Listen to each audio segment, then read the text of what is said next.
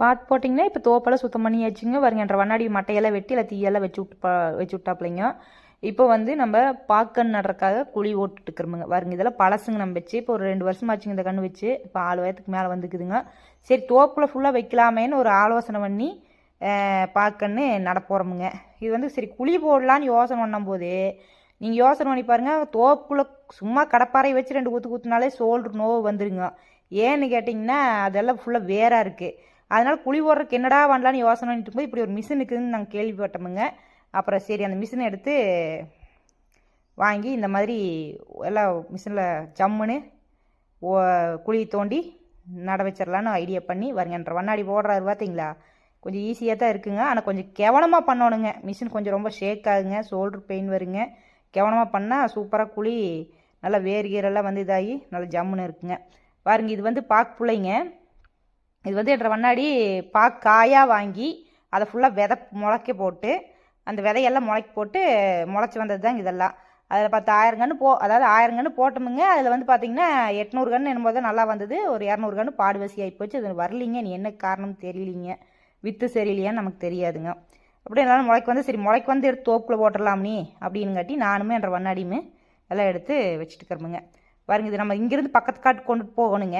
நம்ம 2 தூக்கிட்டு போகிறதுக்கு ரொம்ப சிரமமாக இருக்குதுன்னு நம்ம சாணி வலிக்கிற வண்டி இருக்குது இல்லைங்களா, எல்லாத்தையும் தூக்கி அதில் வச்சுட்டு எடுத்துகிட்டு போயிட்டுக்கணுங்க. இது எல்லாத்தையும் கொண்டு போய் அந்த குழியோரத்தில் குழி தோண்டிக்கிறாரு இல்லைங்கன்ற வண்ணாடி பாருங்கதா, இப்படி குழிக்கிட்ட எல்லாத்தையும் கொண்டு வச்சுட்டு வந்துட்டோம்னா அதுக்கப்புறம் ஃபுல்லாகவே போட்டுக்கலாங்கண்ணா. என்ற வண்ணாடி குழி தோண்டி விட்டு போக நாங்கள் எல்லாம் ஃபுல்லாக அந்த நேர் வச்சுட்டு வரணுங்க. ஏன்னா அப்போ தான் கொஞ்சம் சீக்கிரமாக எடுத்து நடுறதுக்கு கொஞ்சம் எசவாக இருக்குது. அதனால தானே பண்ணிகிட்டு இருக்கிறேங்க. என்னமோங்க நம்மளால் முடிஞ்சது நம்ம பசங்களுக்கு இதெல்லாம் இப்போ நாங்கள் இப்போ இன்றைக்கி வச்சோடனே நாளைக்கு முளைக்கு போகிறது இல்லைங்க. எப்படின்னு ஒரு 4 வருஷம் ஆயிரு என்ற வையம்புள்ளையெல்லாம் காலேஜெல்லாம் முடிச்சுட்டு வந்துட்டாங்கன்னா எல்லாம் காப்புக்கு வந்துரு அந்த ரேஞ்ச் ஆயிருங்க. வரங்க இது வச்சா நான் சொன்னேன் இல்லைங்களா 2 வருஷம் ஆச்சு. ஆனால் இது எப்பவுமே தோப்புக்குள்ளே தான் வைக்கணுங்க. அப்போ தான் நல்லா ஈரப்பதமாக இருக்குங்களா, சீக்கிரம் வந்துடுங்க.